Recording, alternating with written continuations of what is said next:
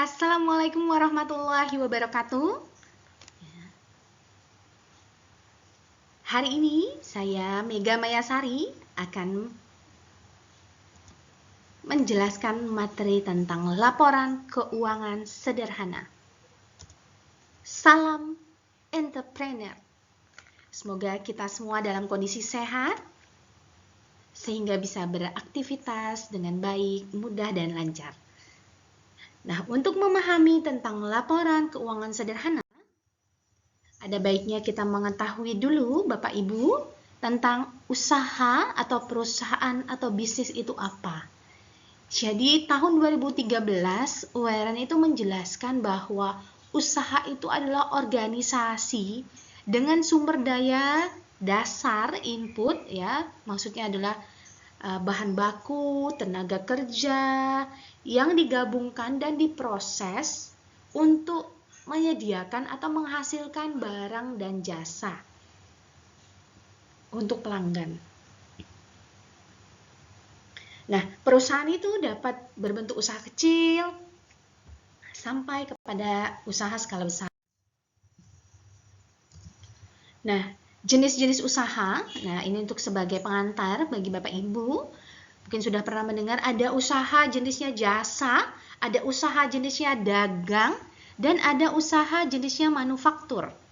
Perbedaannya di mana? Perbedaannya di jasa itu menyediakan jasa untuk pelanggan. Jadi dia tidak membeli barang kemudian disimpan dijual kembali, tidak seperti itu. Jadi bentuknya adalah pelayanan. Usaha yang kedua adalah dagang. Mungkin Bapak Ibu sekalian sudah banyak yang memiliki usaha dagang, bisa menjual pakaian, bisa menjual dagangan ya berupa peralatan sekolah, kemudian elektronik, ya kemudian makanan kayak gitu ya. Ya, yang dibuat oleh orang lain gitu ya. Jadi Ibu beli untuk langsung dijual. Jadi menjual produk yang telah diperoleh dari pihak lain, kata kuncinya. Itu namanya dagang. Contohnya yang tadi sudah saya sebutkan. Kemudian ada lagi yang namanya perusahaan manufaktur. Nah, ini kata kunci pentingnya, jadi dia mengubah bentuk produknya. Dasar produknya, misalnya bahan baku, menjadi barang jadi yang siap dikonsumsi. Jadi ada clue tersebut. Ya. Jadi kalau misalnya usaha kue, yang kue tadi dipesan dari orang lain itu jadi bukan usaha kue jadinya. Ya, jadi seperti titipan dan dijual kembali. Tapi kalau kuenya tadi Ibu benar-benar buat dari awal, dari bahan baku, kemudian diproses, dimasak kuenya, dimasukkan ke oven, kemudian siap untuk dijual, misalnya bikin pizza rumahan kayak gitu. Nah, ini jadinya namanya perusahaan manufaktur. Ya, ada contoh lagi perusahaan sepatu, ya, kosmetik, obat-obatan, itu contoh dari perusahaan manufaktur. Kata kuncinya ada perubahan bentuk barang tadi. Jadi bahan baku menjadi barang jadi yang siap untuk dikonsumsi. Nah, perbedaan ketiga jenis usaha ini nantinya akan menyebabkan perubahan atau perbedaan di dalam menyiapkan laporan keuangannya. Bedanya di mana? Nanti saya akan jelaskan satu persatu. Mari kita lihat bersama. Bapak Ibu bisa lihat di sini. Ya, kegiatannya adalah pertama menghitung, mencatat, melakukan jurnal, memposting, melaporkan, yaitu menyusun laporan keuangan, dan hasilnya adalah menganalisa laporan tersebut. Nah, kalau secara gambaran mudah, nah saya berikan contoh yang saya adaptasi dari Keiso et al. Tahun 2013. Di sini Bapak Ibu bisa lihat bahwa akuntansi itu pertama ada proses identifikasi. Ya, bahasa mudahnya Ibu jualan, kemudian untuk bisa menjual sesuatu, Ibu membeli bahan untuk Ibu jual. Membeli bahan untuk Ibu jual, Ibu ada dapat bukti transaksi. Nah, itu langkah awal, Bu. Namanya mengidentifikasi kejadian ekonomi atau transaksi. Ya, bukti transaksinya nanti Ibu akan analisa. Ya, prosesnya bagaimana? Nanti saya jelaskan di slide selanjutnya. Jadi ini saya jelaskan gambaran umum dulu bahwa itulah proses pertamanya, identifikasi kejadian ekonomi ya, transaksinya. Kemudian selanjutnya melakukan pencatatan. Yang mana? Dari tadi kita menganalisa setelah bukti transaksi, selanjutnya adalah melakukan penjurnalan. Setelah menjurnal, memposting, mengelompokkan dia sesuai dengan akun-akunnya. Kemudian mensummarize, meringkas. Ya, dalam bentuk neraca saldo. Nah, dari neraca saldo tadi barulah disiapkan laporan keuangan. Nah, untuk siapa dikomunikasikan? Kepada pihak-pihak yang memang membutuhkan. Siapa? Orang yang nanam saham di usaha ibu, orang yang nyetor modal di usaha ibu. Dia punya kewajiban ya untuk menerima, punya hak maksud saya ya, punya hak untuk menerima laporan pertanggungjawaban dari ibu. Nih, saya sudah kasih modal di awal, modal saya ibu kemanakan saja, itu harus dirincikan. Dirincikan dalam bentuk laporan keuangan. Nah, gitu ya Bu, Bapak. Setelah disiapkan, maka selanjutnya adalah menganalisa dan menginterpretasikan isi dari laporan itu. Apakah perusahaan kita dalam kondisi baik-baik saja, atau dalam kondisi kekurangan modal, atau dalam kondisi rugi yang perlu penghematan, atau dalam kondisi seperti apa? Itu perlu dianalisa. Itulah secara garis besar yang disebut sebagai akuntansi. Itu ya Bu, Bapak. Nah, selanjutnya siklus akuntansi. Nah, ini jadi untuk membuat sebuah laporan keuangan itu kita butuh siklus. Nah, ya, siklus, namanya siklus ada tahapan awal sampai selesai. Yang pertama yang tadi saya sebutkan, dari bukti-bukti transaksi yang Ibu peroleh, ada kwitansi, ada nota, ya, ada invoice, itu dianalisa. Setelah itu dijurnal. Setelah itu diposting, masukkan ke dalam buku besar. Setelah dimasukkan ke dalam buku besar, maka dibuat rincian neraca saldo masing-masing akun, diringkas, dapatlah hasil sebelum melakukan penyesuaian. Kemudian selanjutnya menentukan saldo buku besar setelah adanya jurnal penyesuaian.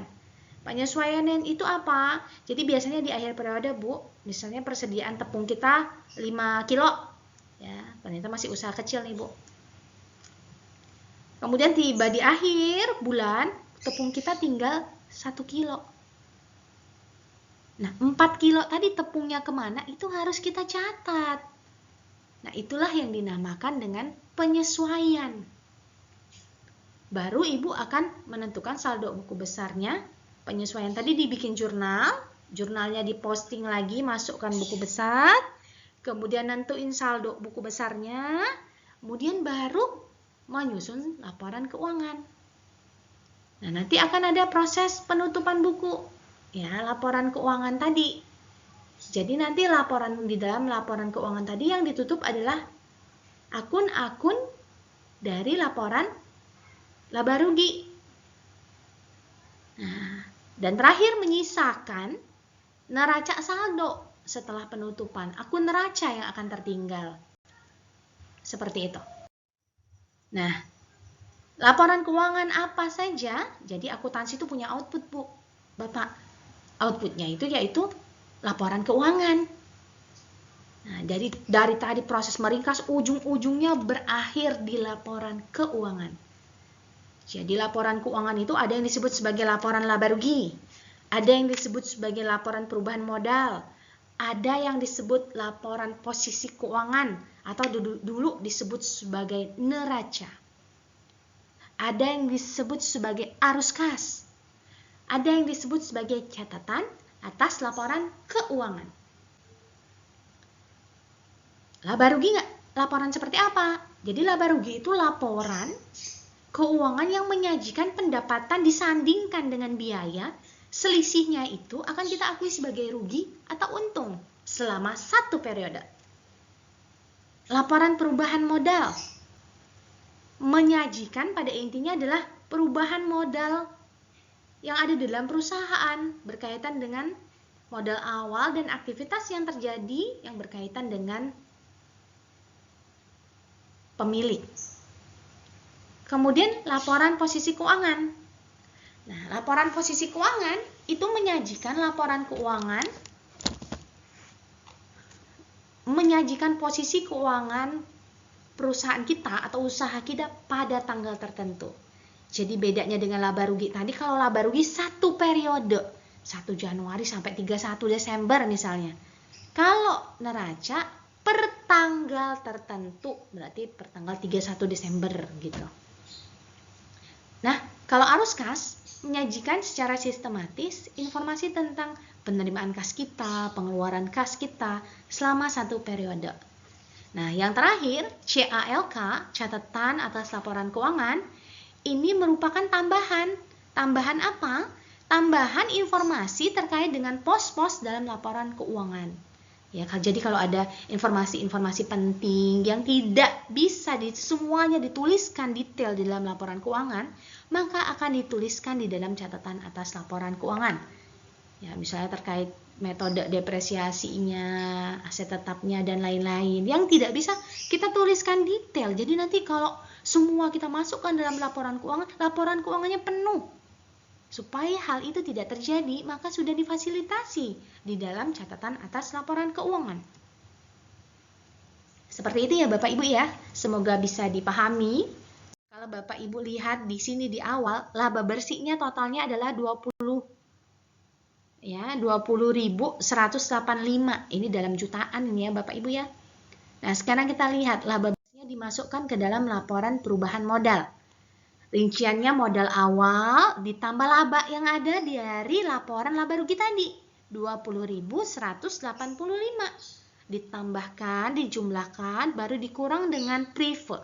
Prive itu adalah pengambilan oleh pemilik. Gitu ya Bapak Ibu ya. Maka dapatlah modal akhir. Sekarang Ibu Bapak lihat modal akhirnya berjumlah 29.185.000. Angka itu dikemanakan?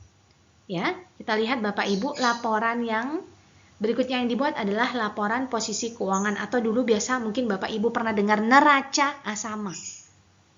Ya, posisi keuangan pada tanggal tertentu. Bapak Ibu di sini bisa lihat ya. Ini bentuk dari contoh modal laporan perubahan modal tadi. Ya, akan ditulis di sini nih modalnya. Jadi dia saling berkaitan. Kalau kita tidak membuat laporan laba rugi, kita tidak akan bisa membuat laporan perubahan modal. Kalau kita tidak membuat laporan perubahan modal, maka kita tidak akan bisa membuat laporan posisi keuangan. Sini Bapak Ibu bisa lihat bahwa total aktiva dan pasifannya balance atau sama.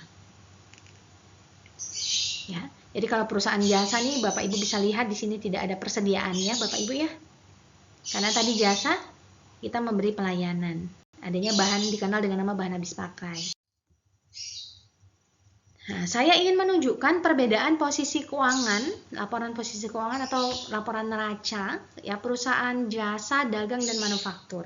Bapak Ibu tadi lihat di awal di perusahaan jasa bahwa dia tidak ada sediaan barang dagang.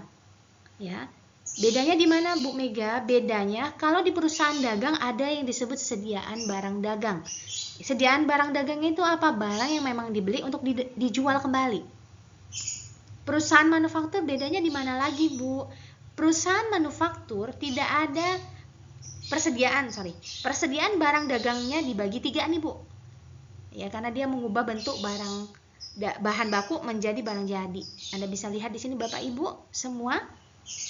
Ya, di sini ada barang jadi, barang dalam proses, dan bahan baku. Bedanya di sana. Kalau jasa tidak ada persediaannya, dikenal dengan BHP, ya. Kemudian kalau dagang dikenal dengan sediaan barang dagang. Kalau manufaktur, persediaannya dibagi 3, bahan baku, barang jadi, dan barang dalam proses.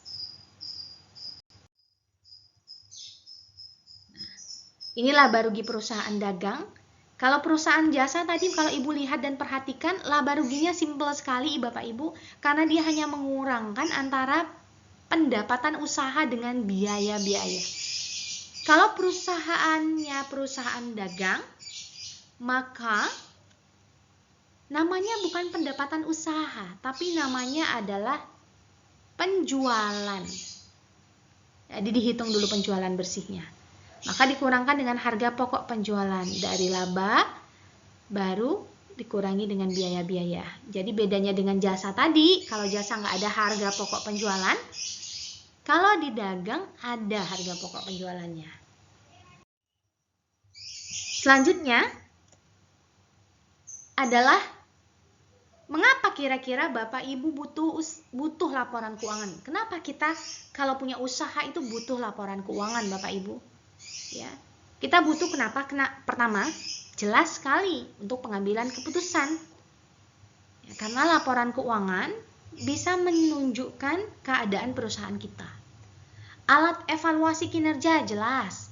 Kalau kemarin rugi, besok rugi, besoknya rugi lagi, nah perlu dievaluasi. Kira-kira apa yang perlu kita perbaiki?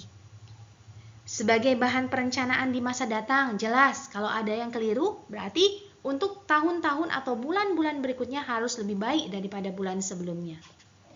Kemudian untuk sekarang, Bapak Ibu, kalau ingin mengajukan pendanaan di bank, ya investor, mereka akan tanya, mana Bapak Ibu laporan keuangannya? Karena apa? Mereka mau menanamkan modalnya ke kita, kemudian kita bilang, Bapak percaya aja sama kita, nggak bisa, harus ada bukti. Nah buktinya, oh Anda sudah pernah buat laporan keuangan, usahanya bagus, saya mau nanam. Kenapa? Saya akan berprasangka bahwa nantinya usaha ini akan menghasilkan return yang bagus untuk saya sehingga saya akan tertarik. Semuanya terlihat dari laporan keuangan. Ya, kemudian untuk melihat pengeluaran Bapak Ibu, pengeluaran, pemasukan, harta, piutang, posisinya seperti apa di akhir periode itu bisa terlihat dari laporan keuangan. Jadi sangat penting sekali bahwa laporan keuangan memang sangat dibutuhkan. Maka untuk itu kita harus bisa membuatnya. Maka kali ini materi ini ya akan menuntun dengan sederhana ya bagaimana cara membuat laporan keuangan tersebut. Selanjutnya sebelum kita melakukan pencatatan dan lain-lain, kita perlu tahu Bapak Ibu, basis pencatatan akuntansi itu ada yang disebut basis kas, ada yang disebut dengan basis accrual. Perbedaannya di mana? Perbedaannya kalau basis kas, pendapatan diakui ketika uang benar-benar diterima, biaya diakui ketika benar-benar kita keluarkan uang tersebut. Basis accrual berbeda Bapak Ibu. Ya, jadi kalau basis kas lebih banyak dipakai oleh perusahaan kecil, basis kas biasanya perusahaan menengah ke atas sudah menggunakan basis accrual. Jadi dia mengakui sistem kredit. Ya, pendapatan diakui apabila telah terjadi tanpa memperhatikan apakah uang kas sudah diterima atau belum. Jadi pencatatannya sistemnya tanpa memperhatikan. Ya, maksudnya bukan kita nggak butuh uangnya, bukan. Sistem pencatatannya ini maksudnya tanpa adanya uang masuk, asalkan kita telah memberikan jasa kita, maka pendapatan sudah bisa diakui. Maksudnya diakui sudah bisa kita catat. Biaya diakui setelah terjadinya meskipun belum dibayarkan. Contohnya bagaimana? Contohnya seperti ini. Misalnya bahasa mudahnya Bapak Ibu punya usaha, usahanya usaha salon potong rambut. Ya. Ketika Ibu sudah memberikan jasa salon kepada pelanggan Ibu dan sudah selesai, itu dianggap sudah timbul pendapatan. Jadi sudah bisa diakui. Jadi setelah jasa diserahkan, maka kita bisa sudah mengakuinya sebagai pendapatan. Gitu ya, Bapak Ibu. Selanjutnya adalah asumsi dasar. Nah, asumsi dasar ini sangat berkaitan dengan sistem pencatatan kita nantinya, maka kita perlu tahu asumsi dasar apa saja yang ada di dalam akuntansi. Yang pertama, asumsi tentang kesatuan usaha. Maksudnya seperti apa? Konsep ini memandang bahwa perusahaan itu sebagai suatu unit usaha yang berdiri sendiri. Ya, jadi dia terpisah antara pemilik dengan usaha kita. Jadi kalau Bapak Ibu punya usaha, maka pencatatan antara pemilik dengan pencatatan Ibu sebagai pemilik itu berbeda. Karena dia dianggap dua individu yang beda. Maka pencatatan keuangannya terpisah. Jadi jelas yang memang hasilnya dari usaha dan dari pribadi itu terlihat. Kemudian asumsi yang kedua, adanya kontinuitas usaha. Ya, perusahaan akan hidup terus berkesinambungan. Maka perlu dinilai kinerjanya secara waktu. Karena kita menganggap dia akan berkesinambungan terus, ya. Kemudian unit moneter. Ini menganggap bahwa segala sesuatu yang akan kita catat, kegiatan yang kita akan catat itu yang mempunyai nilai yang dapat diukur dengan mata uang, misalnya rupiah, moneter dalam jumlah moneter. Selanjutnya periode waktu atau time period. Maka akuntan itu membagi kehidupan usaha Bapak Ibu itu dalam beberapa waktu. Ada yang sistemnya bulanan, tiap akhir bulan dia bikin laporan. Ada yang triwulanan, dia baru buat laporan. Ada yang tahunan. Gitu ya. Itu dasarnya karena ada asumsi periode waktu. Nah, selanjutnya ini adalah persamaan dasar akuntansi. Ya. Persamaan dasar akuntansi ini sangat penting Bapak Ibu. Ya. Karena berkaitan dengan apa? Ya. Persamaan dasar akuntansi itu dapat digunakan untuk mengikuti perubahan yang terjadi dalam aktiva, yaitu dalam utang dan modal pemilik yang timbul dari transaksi atau kejadian keuangan. Jadi nanti akan saya jelaskan lebih detail ketika kita akan melakukan analisis transaksi. Nah, ini persamaannya aset sama dengan liabilitas ditambah dengan modal pemilik. Karena perusahaannya perusahaan kecil, maka namanya modal pemilik. Liabilitas dulu namanya kewajiban. Nah, saya bedah satu-satu ya Bapak Ibu ya. Aset. Nah, jadi aset itu apa? Aset itu semua sumber daya yang dimiliki oleh Bapak Ibu, oleh perusahaan, usaha Bapak Ibu. Mesin rotinya, misalnya kendaraan untuk ngantar pesanan, itu semua masuk aset. Ya. Liabilitas, kewajiban, ya, utang kepada pihak di luar perusahaan kita. Bisa utang dagang, utang bank, dan lain-lain. Itu masuk ke liabilitas. Atau bahasa mudanya kewajiban. Kemudian ada yang disebut sebagai modal pemilik. Ya, modal pemilik apa? Hak pemilik atas aset perusahaan. Pendapatan. Pendapatan adalah kenaikan modal pemilik yang berasal dari penjualan barang dan jasa. Biaya. Ya, penggunaan aset perusahaan kita atau usaha kita untuk menghasilkan pendapatan, biaya. Contohnya apa? Biaya iklan. Jadi kita pakai aset kita dalam hal ini contohnya cash untuk mengeluarkan biaya bayar biaya iklan. Biaya iklan tadi kan tujuannya untuk menghasilkan pendapatan. Jadi penggunaan aset perusahaan untuk menghasilkan pendapatan itulah yang namanya biaya.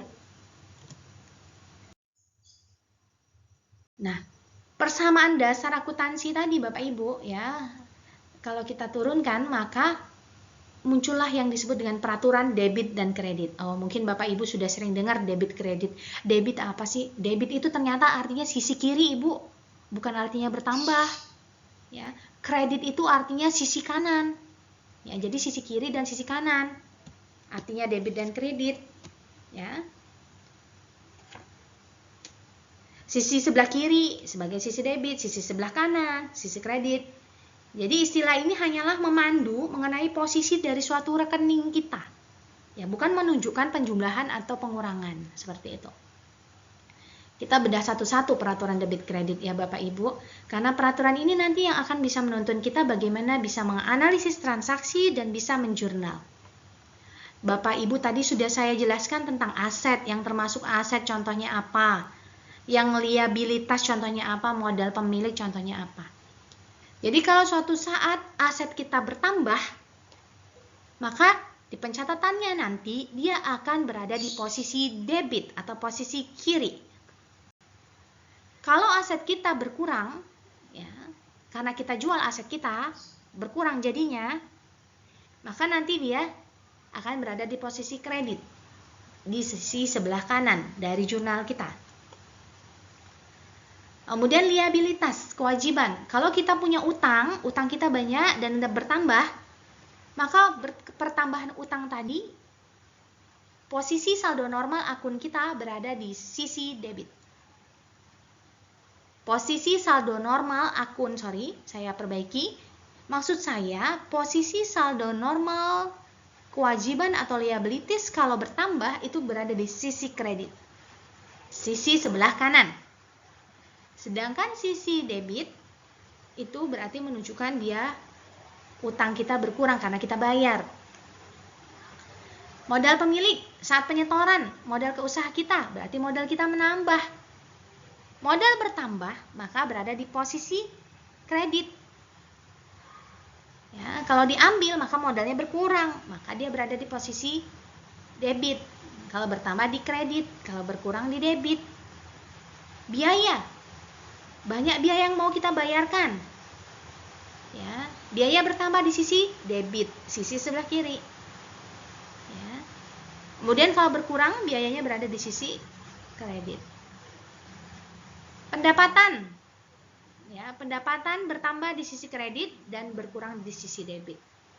Ya, jadi ini adalah peraturan debit kredit yang nantinya membantu untuk menganalisa suatu transaksi.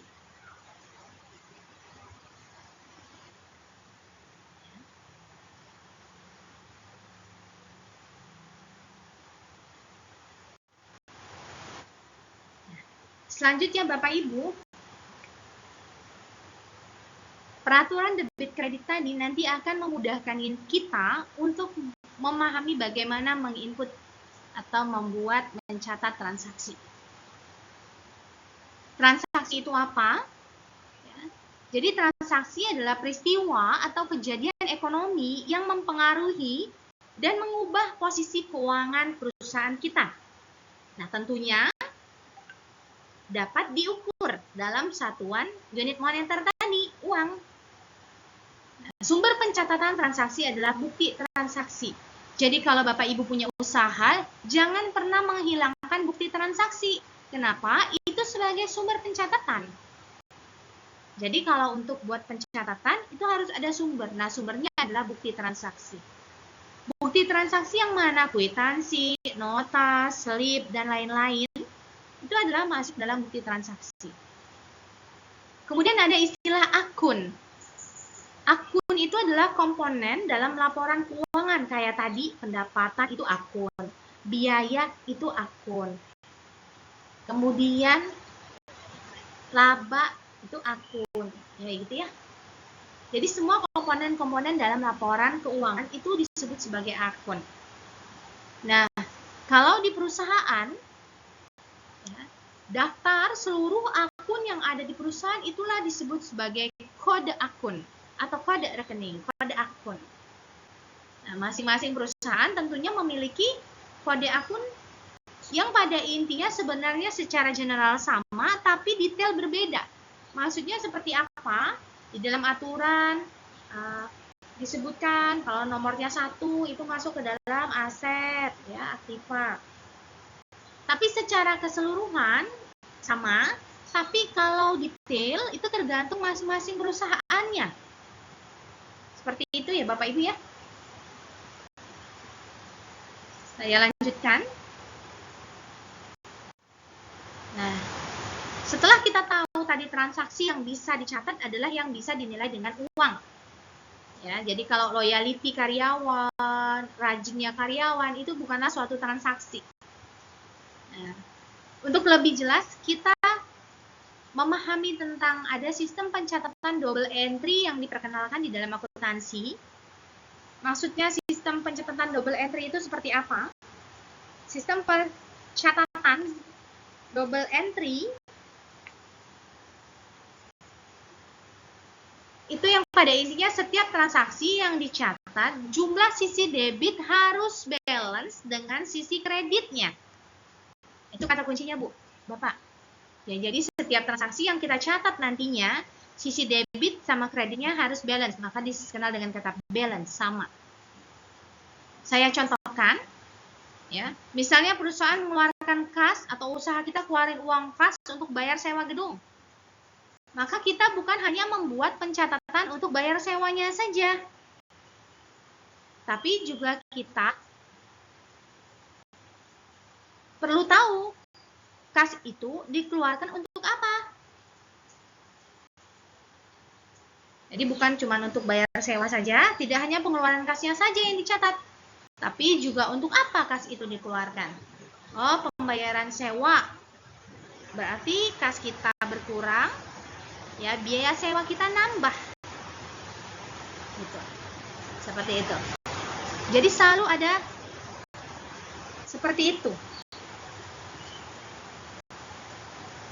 Ya, jadi persamaan dasar akuntansi yang tadi sudah saya jelaskan itu merupakan alat bantu Alat bantu untuk apa?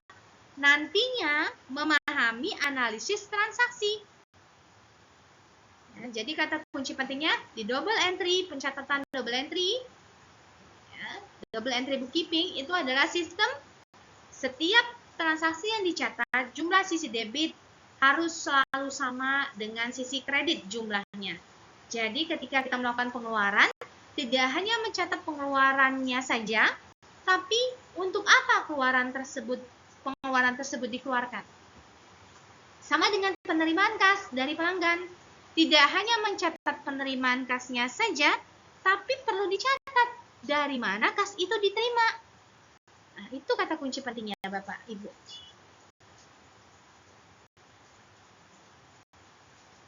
Nah, ya, ini siklus akuntansi pertama, melakukan analisis transaksi. Kemudian kedua, memasukkan analisis transaksi tadi ke dalam buku jurnal.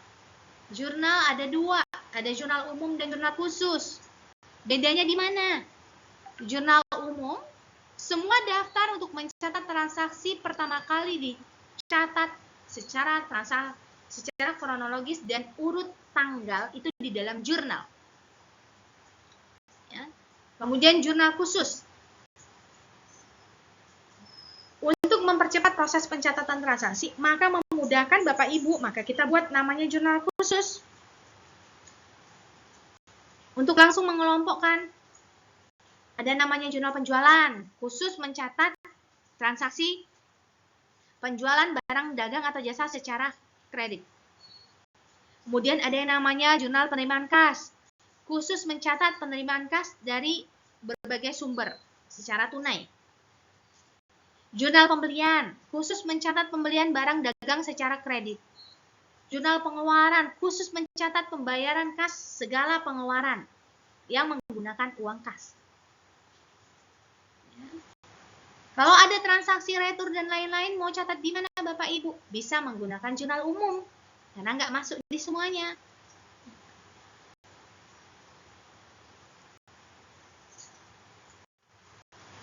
Nah, ini saya tunjukkan format jurnal umum Bapak Ibu. Bisa disebut sebagai buku jurnal atau jurnal umum, boleh sama saja. Jadi yang pertama ada itu adalah kolom tanggal, penting sekali di akuntansi, tanggal itu penting Bapak Ibu.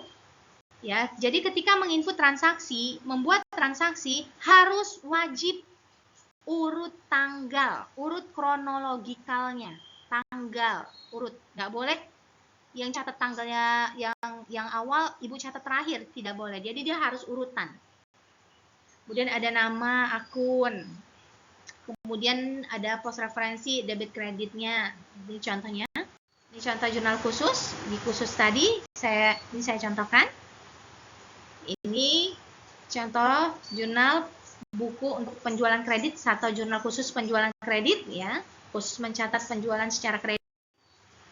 Kemudian ini buku penerimaan kas atau jurnal penerimaan kas ya. Sama. Jurnal penerimaan kas ini fungsinya untuk mencatat ya penerimaan kas ya secara tunai ya, bisa secara tunai atau secara kredit yang jelas dari transaksi penerimaan kas Bapak Ibu. Ada uang kas masuk. Ya, Bapak Ibu taruh di sini. Bisa berasal dari penjualan tunai atau bisa berasal dari pembayaran piutang. Gitu ya, Bapak Ibu ya. Kemudian transaksi berkaitan dengan pembelian kredit dicatat di jurnal khusus, jurnal pembelian kredit khusus untuk mencatat ya pembelian barang dagang secara kredit ya, atau ya pembelian barang dagang secara kredit, jurnal pembelian, jurnal pengeluaran kas untuk mencatat pengeluaran kas kita ya. Nah, setelah mencatat ke jurnal, langkah selanjutnya adalah kita akan memasukkan atau memposting ke dalam buku besar. Nah, buku besar itu seperti apa? Nah, ini buku besar Bapak Ibu. Jadi, kalau akun, ya buku besar itu berkaitan dengan akun Bapak Ibu. Ya, jadi semua komponen-komponen dalam laporan keuangan itu akan membentuk buku besar. Jadi, masing-masing akun yang ada dalam laporan keuangan itu akan punya buku besarnya sendiri. Kas punya sendiri, piutang dagang punya sendiri, utang dagang punya sendiri, utang bank punya sendiri, persediaan punya sendiri. Jadi setiap akun, nama akun itu punya buku besarnya sendiri-sendiri. Nah, kalau kode akun ada nomornya 11, ada nomornya 100, ya. Jadi ini seperti apa, Bu? Nah, secara garis besar, di akuntansi diatur kalau nomor 1 itu adalah akun untuk kas, ya, aset. Ya. Nomor-nomor selanjutnya juga diatur. Untuk detailnya mengikuti kebijakan perusahaan masing-masing. Daftar seluruh akun yang ada di perusahaan itulah yang disebut sebagai kode akun, Bapak Ibu. Nah, selanjutnya, langkah selanjutnya adalah setelah buat buku besar, kemudian buku besarnya tadi masing-masing akun punya buku besarnya sendiri. Dari jurnal tadi Ibu pindahkan ke masing-masing buku besar, dapatlah saldo terakhir buku besarnya.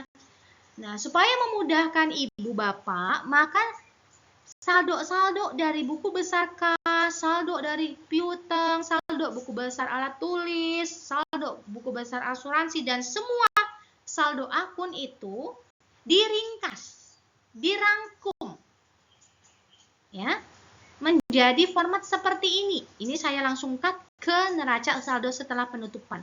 Ini saya mau kasih contoh bentuknya neraca saldo kayak begini, Bapak Ibu. Ada kode akun, ada nama akun, ada debit, ada kredit. Yang pada intinya tadi, antara debit dan kredit harus balance. Nah, seperti itu. Nah, sekian, Bapak Ibu. Ya, terima kasih. Kalau masih ada pertanyaan, boleh. Saya senang sekali ya bisa membantu Bapak Ibu. Salam entrepreneur. Ya. Insya Allah kita ketemu di sesi diskusi. Nanti boleh ditanyakan apapun yang perlu dan kiranya Ibu mau tanyakan. Insya Allah saya dan tim akan membantu menjelaskan terkait dengan pertanyaan Bapak Ibu. Sekian materi dari saya berkaitan dengan penyusunan laporan keuangan sederhana, ya, laporan keuangan sederhana, semoga bermanfaat. Sekian dan terima kasih. Sekali lagi, salam entrepreneur. Assalamualaikum warahmatullahi wabarakatuh.